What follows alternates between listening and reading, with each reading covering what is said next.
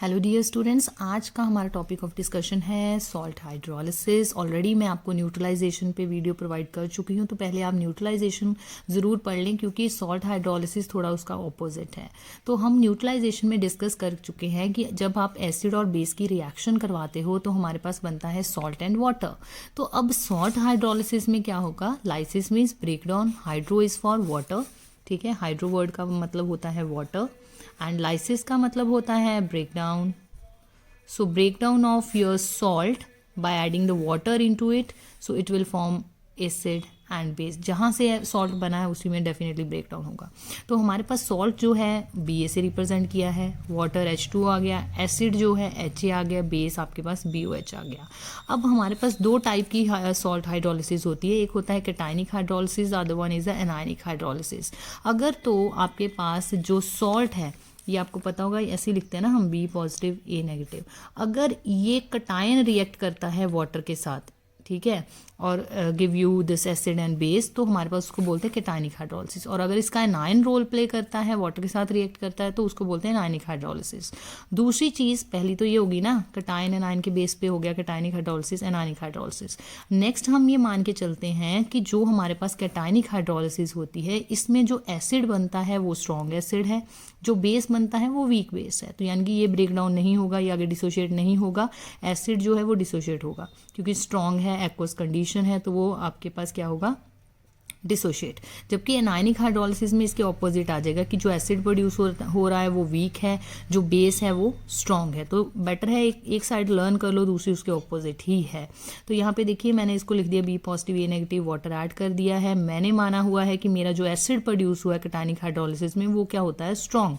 तो that's why I have written in the ionic equation H positive A negative, और ये मैं week है तो दैट्स वाई इसको मैं BOH ही लिखूंगी।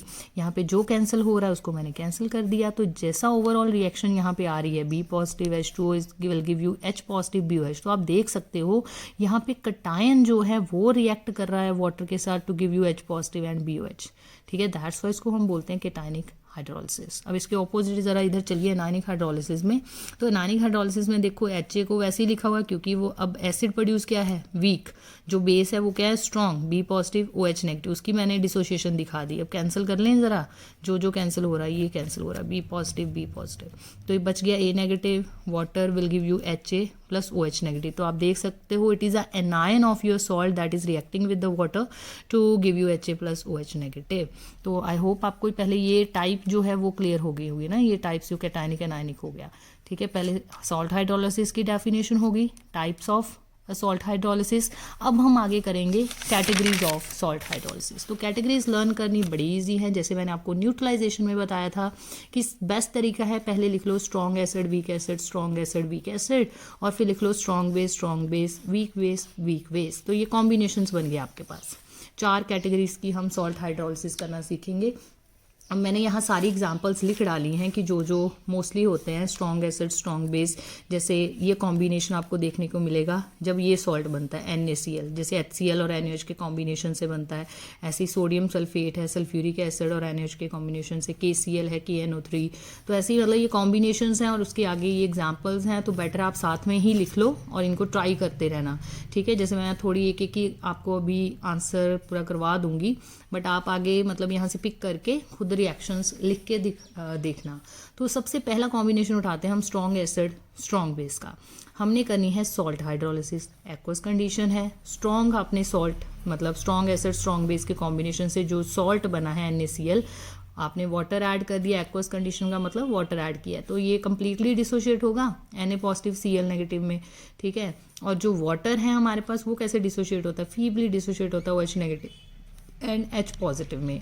अब देखो यहाँ पे क्या होगा, अब देखने का तरीका क्या है, ना तो ये कंबाइन करेंगे, ठीक है, ये एक्सपेक्टेड ट्राइंस की तरह ही रह जाएंगे Na पॉजिटिव Cl नेगेटिव, ना तो ये कंबाइन करेगा, डू नॉट कंबाइन, ना ही ये कंबाइन करेगा H पॉजिटिव किसी भी आयन के साथ, ठीक है, मतलब थोड़े बहुत जो बन रहे हैं कंसंट्रेशन ऑलमोस्ट सेम रहेगी, वो वापस से आप देख रहे हो बैकवर्ड में रिएक्शन जारी, फिर से वाटर ही बनी जाएगा। क्योंकि अगर आप इसको ऐसे भी देख सकते हो, अगर ये by chance Na positive OH negative साथ कंबाइन, आप ऐसे सोच रहे हो कि ये इसके साथ भी तो कंबाइन कर सकते हैं थोड़े से आयन, तो देखो भाई NaOH ही बनेगा, और NaOH क्या है, एक स्ट्रॉन्ग बेस है, ये तो फिर से डिसोशिएट हो जाएगा, Na पॉजिटिव OH नेगेटिव। ऐसे ही अगर आप ये सोच रहे हो कि ये इसके साथ कंबाइन कर जाए और आपके पास HCl बन जाएगा, वो भी तो स्ट्रॉन्ग एसिड है, वो भी तो ऐसे ही डिसोशिएट होगा H पॉजिटिव Cl नेगेटिव में, ठीक है, वो तो साथ में डिसोशिएट हो जाएगा क्योंकि एक्वस कंडीशन चल रही है। तो दैट्स वाई हम यहाँ लिखते हैं कि जो स्ट्रॉन्ग एसिड है, जो बनता है स्ट्रॉन्ग एसिड, स्ट्रॉन्ग बेस है, उनकी हाइड्रोलिसिस नहीं होती हमारे पास। कंसंट्रेशन जितने के ये बने हैं उतने ये बने हैं, ऑलमोस्ट कंसंट्रेशन सेम है, जो हमारा सोल्यूशन है वो न्यूट्रल रहेगा। आपको अगर मतलब याद नहीं रहता तो आप इस तरह से देख लेना, जैसे मैंने यहाँ बताया, अगर दोनों ही स्ट्रॉन्ग चीज़ें बन रही है ना, जैसे ये देखो NaOH HCl, ठीक है, अगर ये बन रहा है तो ये तो एक्वस कंडीशन में साथ ही में डिसोशिएट हो जाएगा, तो कंसंट्रेशन जो H पॉजिटिव OH नेगेटिव था वो उतने का उतना ही रहेगा, ठीक है। सो आप याद रखिएगा, strong acid strong base they do not undergo hydrolysis and the resulting solution it is neutral, ठीक है। अब हम इसके बाद चलते हैं नेक्स्ट एग्जाम्पल पे, और इनको याद रखना, ये mostly these will act as a spectator ion. ये वो टर्म मैंने पहले भी बताई है न्यूट्रलाइजेशन में कि it is a H positive and OH negative होते हैं जो न्यूट्रलाइजेशन में रोल प्ले करते हैं। ऐसे ही यहाँ पे भी आपको दिख ही रहा है OH नेगेटिव H पॉजिटिव का ही चल रहा है, ये स्पेक्टेटर आयन है बाकी। अब नेक्स्ट केस उठाते हैं जी, हमारे पास नेक्स्ट है weak acid and strong base का केस। पहले ही मैंने पिक कर लिया है, सोडियम जो है एसीटेट का केस है, एक्वस कंडीशन है तो एसीटेट आयन बनेंगे एंड सोडियम आयन बनेंगे हमारे पास, और ये एक्वस कंडीशन में ये आयन्स तो होंगे ही होंगे, बट ये वीकली आयनाइज्ड है, ये कम्प्लीटली आयनाइज्ड है, ठीक है। अब ये देखो यहाँ पे क्या होगा, क्योंकि आपका ये जो एसीटेट आयन है, ठीक है, ये इसके H पॉजिटिव जो होगा ये कंबाइन करेगा थोड़े से एसीटेट आयन के साथ, और क्या बना देगा हमारे पास CH3COH, एक वीकली आयनाइज स्पीशी बनेगी, ठीक है। थोड़ा सा पार्शली आयनाइज्ड हो जाता है बैक, ठीक है, ये दोबारा से पार्शली आयनाइज्ड होगा। जबकि इन दोनों को अगर आप कंबाइन करते हो, मैंने बताया ना तरीका देखने का यही है कि आप इनको कंबाइन करके देख लो, ठीक है। अब ये देखो, इसको अगर इसके साथ कंबाइन करोगे, ये तो स्ट्रॉन्ग चीज़ बन रही है, ये तो फटाफट से डिसोशिएट होगा फिर से, तो हम यही कहेंगे कि ये तो कंबाइन ही नहीं किया, ये पियर ही नहीं होगा, हमें डू नॉट कंबाइन, ठीक है। OH नेगेटिव हम कह देते हैं कंबाइन ही नहीं करते, क्यों, क्योंकि अगर कंबाइन कर भी रहे वो तो साथ ही में डिसोशिएट हो रहे हैं, तो दैट्स वाई हमें वो पियर ही नहीं होगा।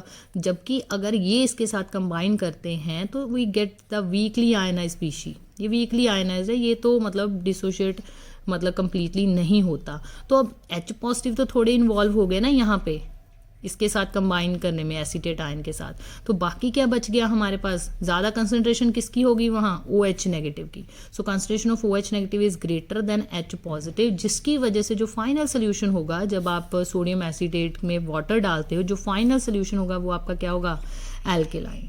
और ये क्यों पार्शली आयनाइज दोबारा से होगा, ये बाकी के जो OH नेगेटिव है उनको न्यूट्रलाइज भी तो करना है, तभी तो एसिटिक एसिड मतलब बनी जा रहा है, थोड़े से वो H पॉजिटिव रिलीज करेगा, जो OH नेगेटिव के साथ कंबाइन करके फिर से वाटर देंगे हमारे पास।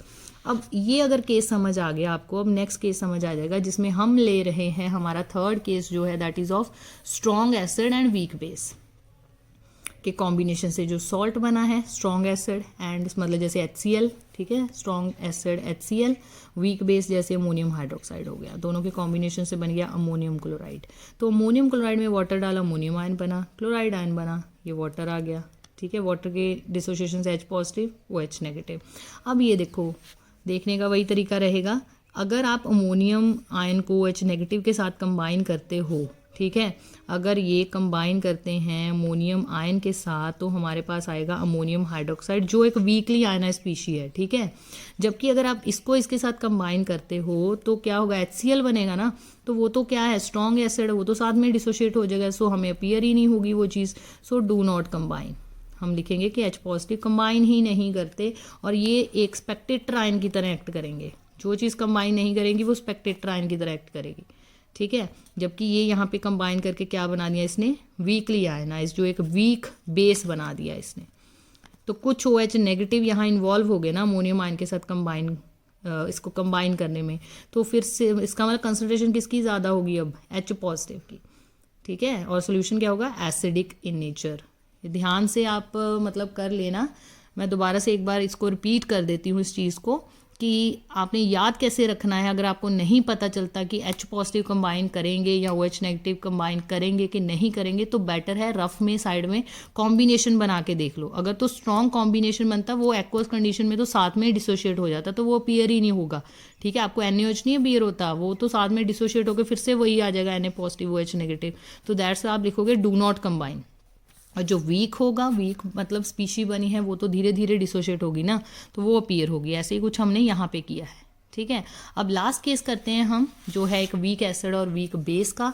तो वीक एसिड आपको जैसे पता ही है एसिटिक एसिड, और वीक बेस कौन सा था, मैंने 4 बताए थे कि ये तो टिप्स पे कर ही लेना। एसिटिक एसिड और अमोनियम हाइड्रोक्साइड, यहाँ से ये वाटर बाहर, और हमारे पास जो सॉल्ट बना था दैट वाज अमोनियम एसीटेट। ऐसे ही था न्यूट्रलाइजेशन में, तो अमोनियम एसीटेट मैंने यहाँ लिया हुआ है। तो अमोनियम जो एसीटेट है, अब ये अमोनियम एसीटेट जो हमें देगा acetate ion and ammonium ion, water का यही रहेगा H पॉजिटिव OH नेगेटिव। अब फिर वही चीज़ करके देख लो। ठीक है, देखो ये इसके साथ कंबाइन करेगा अगर, ठीक है, अगर तो वो वीकली आयनाइज स्पीशी होगी। ये भी अगर कंबाइन करेगा तो वो भी वीकली आयनाइज स्पीशी होगी। इसका दोनों का जो है डिसोसिएशन एक्सटेंट सेम है, तो जितने के ये H पॉजिटिव देगा उतने ये OH नेगेटिव देगा। दोनों की कंसंट्रेशन सेम रहेगी इस केस में, और ये ओवरऑल सोल्यूशन हमारा क्या रहेगा, न्यूट्रल। यही चीज़ मैंने आपको मतलब ये बताई थी न्यूट्रलाइजेशन में कि लर्न करने का तरीका। यहाँ हमारे पास स्ट्रॉन्ग कॉम्बिनेशन आते हैं ना, स्ट्रॉन्ग और वीक कॉम्बिनेशन। एक अगर कंडीशन हम लगा लें, वीक मतलब अगर एसिड बेस का जो कॉम्बिनेशन है वो हमारे पास स्ट्रॉन्ग या वीक आता है, तो मैंने बताया था वहाँ पे याद रखिएगा pH ऑलमोस्ट 7 होती है, न्यूट्रल सोल्यूशन होता है। कंडीशन ये है कि आपके पास दोनों की डिसोसिएशन एक्सटेंट सेम होना चाहिए, तभी नंबर ऑफ आयन सेम होंगे, तभी कंसंट्रेशन सेम होगी। ठीक है, और यहाँ पे भी हमारे पास क्या है, नायनिक और कटायनिक दोनों तरह की हाइड्रोलिसिस यहाँ पे इन्वॉल्व है, दैट्स वाई ये न्यूट्रल है। ठीक है, क्लियर। जिसमें सिर्फ आपको अगर ये बताना हो, अब आप मेरे को बता सकते हो ये वाली जो हाइड्रोलिसिस है, मैंने आपको टाइप्स बताई थी ना, anionic and cationic hydrolysis.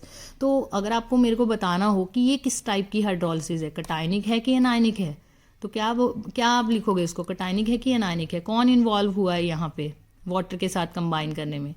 It's the cation. ठीक है, कटायन। ये तो NH4 पॉजिटिव तो कंबाइन किए थे। ठीक है, ये देखो यहाँ पे बना था, तो this is a kind of cationic hydrolysis. अब ऐसे ही यहाँ पे देखो एनायन इन्वॉल्व हुए थे ना H पॉजिटिव के साथ, तो ये कौन सी होगी, एनायनिक हाइड्रोलिसिस। जिसमें दोनों ही करेंगे वो कटायनिक एनायनिक दोनों ही होगी। ठीक है, सो ये बस एक छोटा सा कंसेप्ट है जो आपको पता होना चाहिए। फिर अब इसको आप पढ़ लेना और प्रीवियस वीडियोस भी आप देख लेना, प्लेलिस्ट चेक कर लेना उसमें इलेक्ट्रोकेमिस्ट्री चैप्टर में, क्योंकि ये इलेक्ट्रोकेमिस्ट्री चैप्टर के ही सारे कॉन्सेप्ट हैं, तो आपको प्लेलिस्ट इलेक्ट्रोकेमिस्ट्री के अंडर आपको सारे ही मतलब वीडियोस मिल जाएंगे। So thank you for watching the video.